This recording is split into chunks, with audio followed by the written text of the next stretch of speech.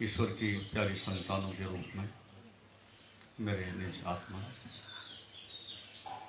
उस महान प्रतीक आंतरिक प्रकाश की खोज करो जो सदा शांत है और सभी दुखों से परे है।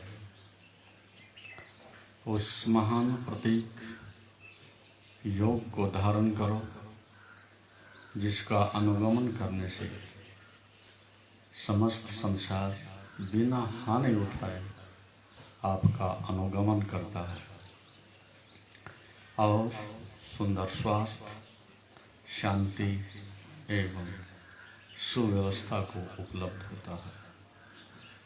योग महान है, योग की देशना महान है, योग का पथिक महान है और इस संसार को आदिकाल से भगवान पतंजलि के द्वारा दिया गया ये अमृत योग के रूप में सदैव सदैव मनुष्य के लिए अति महान है। ये जीवन की सरिता अनादिकाल से आपके लिए बह रही है और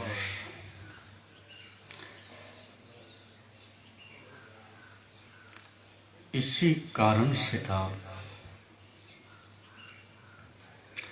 इस सरिता में स्नान करने की प्रतीक्षा में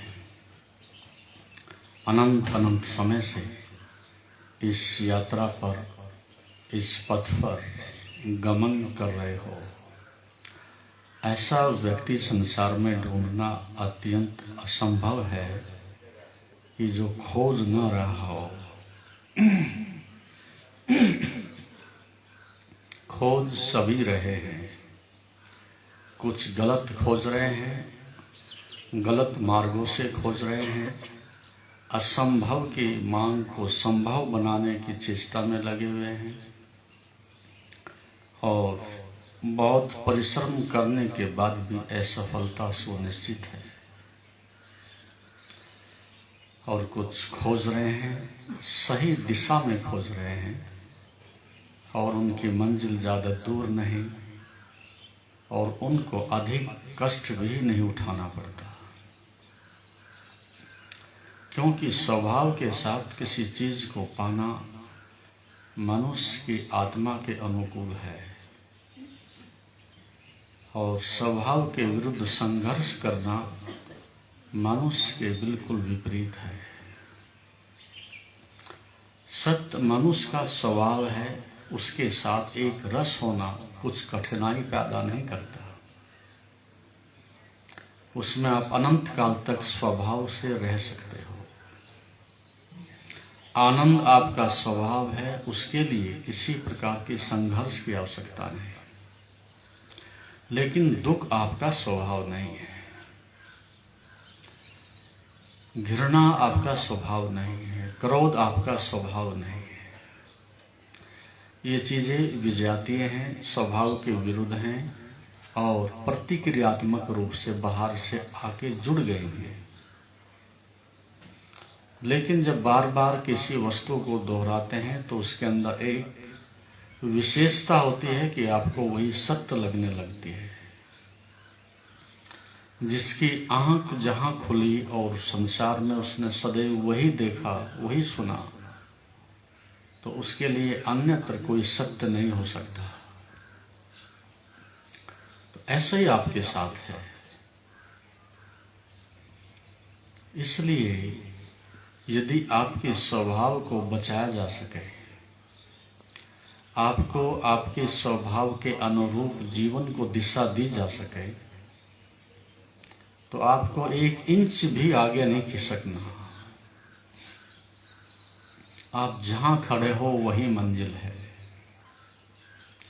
साधना तो तभी करनी पड़ती है कि जब हम अपने साधन से भटक गए। साधना तभी करनी पड़ती है कि स्वभाव बिगड़ गया है। साधना तभी करनी पड़ती है कि मन से बीमार हो गए हैं। एक रुग्ण व्यक्ति चिकित्सक के यहाँ शरण लेता है, सहायता लेता है, तो स्वाभाविक ही है और आप भी जब मानसिक रूप से बीमार होते हैं तो फिर योग की दिशा में आगे बढ़ना चाहते हैं, लेकिन यदि ऐसी व्यवस्था दी जा सके और दी जा सकती है, और एक समय था कि जिसको सतयुग कहते हैं उसका एक ही अर्थ है कि अभी झूठ का जन्म ही नहीं हुआ है। ऋतम चे सत्यम चे, ऋत के अनुसार सत्य के अनुसार सब स्वभाव में विचर रहे हैं। तो जब सृष्टि कुंवारी कुंवारी होती है, अभी सद्यो पान करके अमृत का प्रकट हुई है, उसमें कोई विकार नहीं घोला गया, तो उस समय धर्म की कोई आवश्यकता ही नहीं थी, जीवन ही धर्म था, योग की कोई आवश्यकता ही नहीं थी, संपूर्ण जीवन ही योग में था। लेकिन जैसे जैसे मनुष्य इस पृथ्वी पर पुराना होता गया, धीरे धीरे बीमारियां उसके साथ बढ़ती गई, और अब ये जिसको कलयुग कहते हैं, इसका अर्थ यही है कि जब हमारी आंख खुलती थी तो मेरा पिता भी, मेरी माँ भी, मेरा परिवार भी सब सत्य में ही जी रहे थे। उन्हें असत्य क्या है इसका पता ही भी नहीं था। और अब इसके ठीक विपरीत है, आंख खुलते ही झूठ का जहर आपको पिला दिया जाता है, आंख खुलते ही बीमारियां आपके अंदर उड़ेल दी जाती हैं। तो इस प्रकार से मनुष्य का पूरा शरीर दवाइयों से भर गया है और मन दुख से भर गया है। ये हमारा रहन सहन, खान पान, जीने की व्यवस्था जो दी गई है, यही इतनी भयानक, अनुचित और विषाक्त है कि आपको न स्वस्थ रहने देगी और न शांत रहने देगी। इससे कोई बच के निकल जाए तो इसको मैं चमत्कार कहूंगा। सृष्टि में बड़े बड़े चमत्कार, लेकिन ये चमत्कार है कोई व्यक्ति कांटों में पैदा हो और फूलों को अपना ले, और चारों तरफ अग्नि की लपटें उठ रही हों और उनसे बचकर के व्यक्ति बाहर निकल आए, ये बड़ा चमत्कार है। तो इसलिए समाज में सत्य के लिए, प्रेम के लिए, जीवन के लिए, योग के लिए, ध्यान के लिए हम इस प्रकार की अंतःकरण में संभावना ही नहीं छोड़ते। जो आप कर रहे हैं ये बलात्कार हो रहा है, जबरदस्ती आपको पकड़ करके बैठे हुए हैं, ना शरीर राजी है बैठने को, ना मन में जिज्ञासा है जानने को, बस एक कुतूहल सा है कि चलो कुछ 2 दिन 4 दिन ठीक से भूल भलैया में कट जाएंगे, थोड़ी धूल झड़ जाएगी, थोड़ा सा मनोरंजन हो जाएगा, इससे अधिक कुछ रूपांतरण होता नहीं है। और इसमें आपकी कुछ भी तो गलती नहीं है। चारों तरफ से जिस प्रकार के परिवेश में आप घिरे हुए हो, वो सब आपको चारों तरफ से ऐसे ही भोजन, ऐसे ही विचार, ऐसे जहर दे रहा है। लेकिन फिर भी असंभव नहीं, आप चाहो तो अपने स्वभाव में लौट सकते हो, आप चाहो तो अपने दीपक को जगा सकते हो। चुनौती है, संघर्ष है, लेकिन असंभव नहीं है। और ऐसा सृष्टि में होता ही रहेगा। आज भी सत्य विलुप्त नहीं हो गया और सत्य को जानने वाले संसार से विलुप्त नहीं हो गए। भले ही वो 2% हों, लेकिन हैं।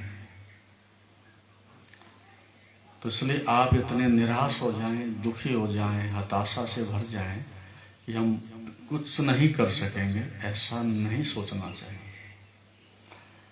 सभी की संभावनाएं हैं और आप जब चाहो अपनी संभावनाओं को चरितार्थ कर सकते हो।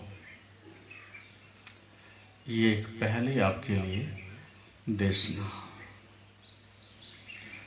दूसरी बात जो हम कर रहे थे शरीर के साथ,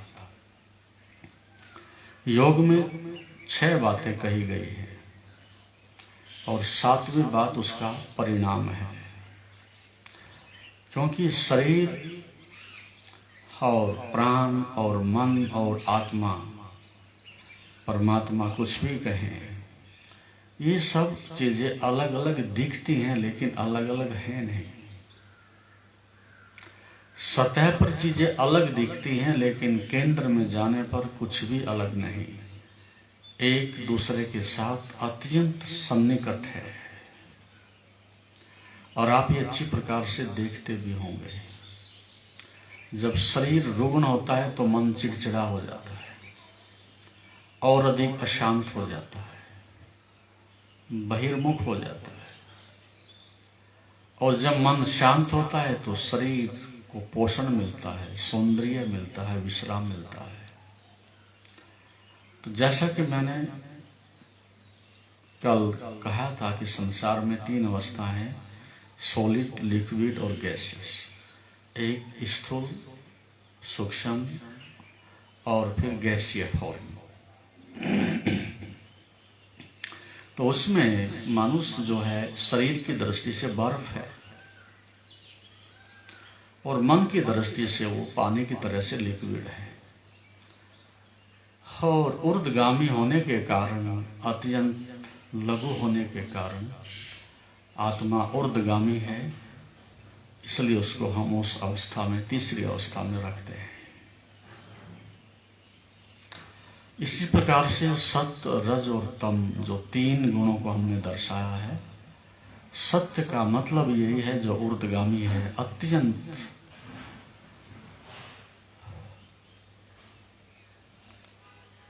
वाष्पीकृत होकर के उड़ने की क्षमता रखता है। रज का अर्थ है जो बीच में है, चंचल है, और तम का अर्थ है कि जो ठोस हो गया है। अब मनुष्य की सबसे बड़ी समस्या यह है कि वो अकेले साथ मनुष्य के सदैव विचरण कर रहे हैं अनादिकाल से। एक वो मन जो सतोगुण को चाहता है, एक वो मन जो रजोगुण को विचरण देता है, एक वो तमोगुण से आक्रांत मन जो तामसिकता को प्रोत्साहित करता है। इसलिए 24 घंटे में आप कम से कम 3 चीजों के साथ दाएं से बाएं, ऊपर से नीचे तक संघर्षरत रहते हो। जब सतोगुण बढ़ता है तो मन कहता है छोड़ो संसार को, किसके पीछे पड़े हो, किसके बेटे, किसके नाती, किसके पति, किसका धन, किसका पद, छोड़ो ये सब व्यर्थ की पंचायत, सन्यासी हो जाओ, बाहर निकलो इस माया से। ऐसा सतोगुण सुबह सुबह कह रहा है, उठ जाओ, जाग जाओ और छूट जाओ इस अंधकार से, दुख से। ऐसा सुबह सुबह मन कह रहा है। दोपहर आते आते रजोगुण प्रबल होता है, चंचल होता है, तेजी से दौड़ता है और अत्यंत महत्वाकांक्षा जगाता है कि दौड़ो, क्या करोगे बैठ करके, पड़ोसी देखो कितना बटोर रहे हैं, ये देखो मूर्ख लोग सत्ता में पहुंच गए हैं, ये देखो कि लोगों ने कितना यश कीर्ति पैदा कर लिया और तुम ऐसे ही बैठे रहोगे। दूसरों को देख करके फिर रजोगुण बढ़ता है, चंचलता बढ़ती है, महत्वाकांक्षा बढ़ती है, फिर भागते हो। और फिर सायंकाल आते आते तमोगुण कहता है विश्राम करो, मजे में लेटे रहो, आलस अच्छा है। विश्राम करो, सो जाओ, कुछ नहीं रखा संसार में। तो तामस कहता है आलस में सोए रहो, कुछ मत करो। रजोगुण कहता है महत्वाकांक्षा में दौड़ते रहो। और सतोगुण कहता है कि छोड़ो इस संसार को, क्या है, आज तक क्या मिल गया है, इतना करके भी खाली हाथ हैं, और आगे भी आप जो आशा जगा रहे हो वो पूरी होने वाली है नहीं। तो शंकराचार्य को 8 वर्ष की अवस्था में वैराग्य हो गया तो कोई चमत्कार नहीं। जिसको थोड़ी भी बुद्धि है हो ही जाएगा। पकड़ो संसार को और आपकी चेतना डूब जाएगी। अनुगमन करो संसार का और आपका मन भटक जाएगा। और ऋषि ने फिर ये भी कहा है कि संसार को पकड़ना ही मनुष्य की सबसे बड़ी अज्ञानता और भूल है। संसार को पकड़ना नहीं है, संसार को ठीक ठीक उसका उपयोग करने के लिए एक वाहन की तरह से, नाव की तरह से उसका उपयोग करना है। तो संसार के प्रति विरोध नहीं करता योग, पकड़ के प्रति विरोध करता है। किसी को पकड़ो मत, मालकियत बनाओ मत, ये मेरा है उससे चिपको मत, चिपकने से मना करता है। अन्यथा संसार मोक्ष है, संसार मनुष्य के लिए आनंद है तब जब आप उसको पकड़ते नहीं हो। लेकिन हमारी आदत है कि हम तत्सम जो भी आसपास है पकड़ते हैं, पजेस करते हैं, मालकियत करते हैं। ये बीमारी है। तो इस प्रकार से मनुष्य उलझन में है। सुबह मन कुछ कहता है, दोपहर कुछ कहता है, रात कुछ कहता है। तो आपको इस बीमारी से, द्वंद्व से मुक्त होना है और एक अपनी दिशा बदलनी है, एक अपने संकल्प को सकारात्मक करना है, 2 अपनी सजगता को जितना बढ़ा सकते हैं होश पूर्वक जीना है, 3 जो कम से कम आपके पास है उसमें भी खुश रहने की, प्रसन्न रहने की, संतुष्ट रहने की एक संस्कार पैदा करने हैं। और चौथा, मुझे कहाँ रुकना है, ये सतत आपको बोध रहना चाहिए। तब आपके जीवन को कोई खतरा नहीं।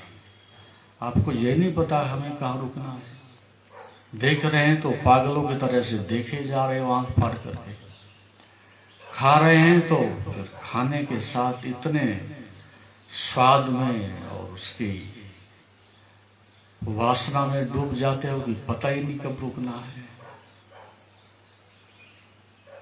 तो ये सतत जो ध्यान रखता है कि कहाँ रुकना है, उसे फिर कोई भय नहीं है। वस्तुओं का उपयोग करेगा, आवश्यकता को साधन बनाएगा और तनाव से और बीमारी से मुक्त रहेगा। तो जो संकल्पवान है वो चुनाव करने में सक्षम हो जाता है।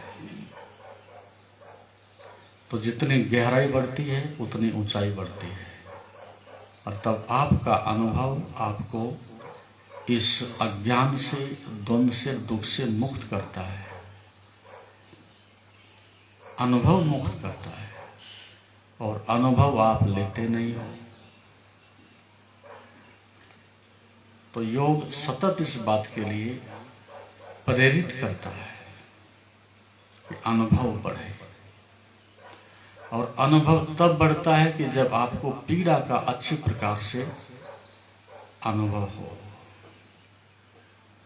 पीड़ा जब आती है तो आप उसको स्थगित करते हो, पोस्टपोन करते हो, चलो निमट लेंगे कल, आज भूल हो गई, कल के लिए आप स्थगित करते हो। तो इसलिए ज्यादा से ज्यादा दुख को भोगते हो, आप दुख को जानते नहीं हो। ये भूल यदि आप सुधार लें तो आपका जीवन सुधर जाएगा। ये बात अच्छी तरह से समझना। दुख को कल की आशा में आज भोग रहे हो, कल अच्छा दिन आ जाएगा, कल दिन बदल जाएंगे, कल अमावस्या की रात चली जाएगी। ऐसे तो कभी भी नहीं गई, आज तक नहीं गई। जो कल तक टालता इस आशा में, वो कभी मुक्त नहीं होगा। और जो आज, अभी और यहीं आंख बंद करके उस क्रोध की, हिंसा की, वासना की, अहंकार की पीड़ा को जानने पर बल देता है क्या ये? हुआ क्या? बैठे बैठे ठीक बैठे थे, आकर के आदमी ने दो अपशब्द बोल दिए, दो गालियां दे दी और तूफान पैदा हो गया और आगे और लपटें निकलने लगी। अब तत्क्षण आपकी दृष्टि उस आदमी पर जाती है, अपनी लपटों पर नहीं जाती। यदि उस आदमी पर दृष्टि ना डाल करके उठने वाली अपने अंदर जो तूफान उठ गया है, जो लपटें उठ रही हैं, जला रही हैं, उसको एक बार आप देख लें तो आप मुक्त हो सकते हो। लेकिन दो गलतियां होती हैं, या तो दूसरा जिम्मेदार है और नहीं भी है, आज सहन कर लेंगे, थोड़ी पीड़ा में है, कल इस भूल को ठीक कर लेंगे, ऐसा व्रत लेते हैं, ऐसा प्रायश्चित करते हैं, कल नहीं करेंगे और जिंदगी ऐसे ही निकलती है, कल नहीं करेंगे और सदा ऐसा ही होता रहा है। तो जब भी आपको ऐसी विषम परिस्थिति कोई भी पैदा हो, ना तो दूसरे से ऐसा हो रहा है और ना भविष्य में ये ठीक होने जा रहा है, इसको तो बस अभी देखना है ये है क्या और आ कहां से रहा और इसका स्रोत क्या है। आप पाओगे क्रोध का स्रोत आपके अंदर ही है, बाहर नहीं है। आपने इस जहर को इकट्ठा किया है और अब ये आपको ही मार रहा है, किसी और को नहीं मारेगा। तो जब भी आप दुखी हो, बीमार हो, तो स्रोत बाहर मत ढूंढना, स्रोत आपके अंदर ही है और आपने ही उसको बेहोशी में, मूर्छा में, पागलपन में स्थान दिया है और आप अब उसको प्रोटेक्शन भी दे रहे हो, बचाव भी कर रहे हो। तो जो व्यक्ति इस बात को स्वीकार कर लेता है कि क्रोध मेरा है, वो क्रोध के साथ नहीं रह सकता। अहंकार मेरा है, उसके साथ नहीं रह सकता। अभी तो आपके पास सरल सी एक बात है जो सदा घटित होती है, पत्नी के कारण, पति के कारण, बच्चों के कारण, समाज के कारण, गरीबी के कारण नरक भोग रहा हूं। कोई नरक नहीं दे रहा है आपको, आप नरक में हो। और ये भी बात ध्यान रखना, आपको स्वर्ग में भी बैठा दे, आप इतने कुशल हो, अपने नरक को वहां भी आप बचा करके रखोगे। जो व्यक्ति नरक में है उसे कहीं भेज दो, वो नरक में ही जिएगा। तो परिस्थितियों से कोई प्रभाव नहीं पड़ता। जो व्यक्ति प्रकाशमान है, दीप्तिवान है, अनुभवी है, उसे कहीं रख दो, कोई अंतर नहीं पड़ता। वो जहर को भी अमृत में बदलने की कला जानता है। यही योग की रूपांतरण की कला है, जिसके कारण मनुष्य के समस्त अंधकार को बड़ी आसानी से मिटाया जा सकता है। तो योग रूपांतरण है और रूपांतरण तब हो सकता है जब आप अपनी बीमारी को दूसरों पर मत डालो, फिर तो कभी भी मुक्त नहीं होंगे, क्योंकि दूसरा आपको दुख से मुक्त क्यों होने देगा? दूसरा आपके बंधन की बेड़ियों को क्यों काटेगा? और दूसरा भी दूसरी बात, तुम्हारे जैसे मूड है, वो भी बंधा पड़ा है और जो बंधा पड़ा है वो दूसरे को बांधना चाहेगा। ये एक नियम की बात है, उसकी मजबूरी है, तुम भी बंध जाओ, तभी उसे थोड़ी सी राहत मिलती है कि अकेले हम ही दुखी नहीं हैं, हमसे बड़े बड़े दुखी हैं। कई बार हॉस्पिटल में जाकर के देखो, बड़े रोगी वो कहते हैं ये भी कोई रोग है, सर्दी जुकाम खांसी हो गया, हमें देखो कितना बड़ा रोग है। रोग भी एक महत्वाकांक्षा बना ली जाती है। तो इसलिए ध्यान की कला है, जो मैं हूं उसका मैं उत्तरदायित्व हूं और कोई दूसरा नहीं, तो बदलाव हो सकती है। और यदि आप समाज को, गरीबी को, परिस्थितियों को, पत्नी को, बेटे को, किसी को भी आप कारण मानते हो, मैं मानता हूं 10% वो सहभागी हैं, वो भी तुम्हारे कारण से। 90% तो आप ही कारण हो अपनी इस दुर्दशा का। लोग कहते हैं जिंदगी बड़े दुख में है, लेकिन ये नहीं वो जानते कि जिंदगी को दुख मैंने दिए हैं। तो अहंकार बचाव करता है कि दूसरों के कारण, और योग बचाव नहीं करता, सीधे कहता है तुम्हारे कारण। अब सुधार हो सकता है।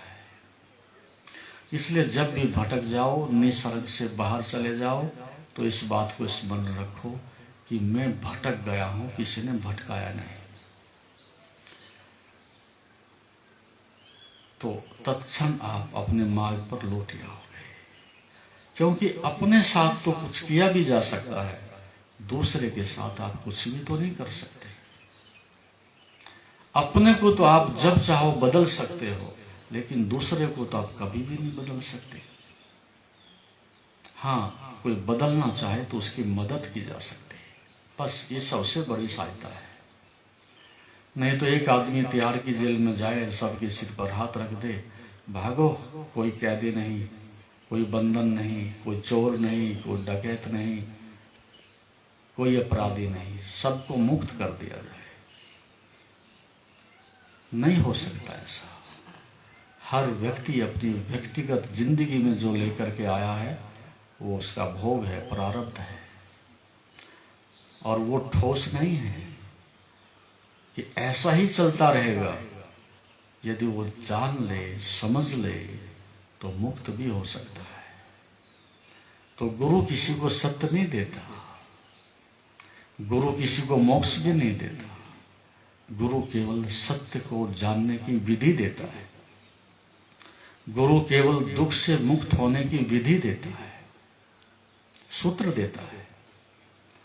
लेकिन गंतव्य स्थान तक पहुंचने के लिए, लक्ष्य तक जाने के लिए यात्रा तो आपको ही करनी पड़ेगी। ये बना बना हलवा नहीं है कि गटक जाओगे बैठ करके। कितने लोग ऐसी धारणा में बैठे हैं, किसी दिन गुरु की मौज होगी, कृपा होगी, बस सिर पर हाथ रख देंगे और कार्य समाप्त। क्षण भर में सब समाप्त हो जाएगा, मुक्त हो जाएंगे, कभी भी नहीं होंगे। आप झुकने की कला, जैसा मैंने कहा, वो सीख लें। मैं बीमार हूं अपने कारण से हूं, ये जान लें, और कैसी भी विषम परिस्थिति हो, उसमें अपने को बनाए रखने की क्षमता अर्जित कर लें। और कोई शिकायत नहीं, कम से कम में भी खुश हूं, ऐसा जीने लगे तो जिंदगी बदल जाएगी। लेकिन आप ऐसा कभी करने को राजी नहीं होते। तो इस प्रकार से आप जीवन को समझो, देखो और रूपांतरण करो, तब आप एक सही सम्यक राइट, एक सही दिशा पकड़ सकते हो। और अब हम कुछ क्रियात्मक रूप से, कुछ यौगिक रूप से, कुछ रूपांतरण की दृष्टि से अपने शरीर और मन के साथ करें। जैसा कि मैंने कहा, आपको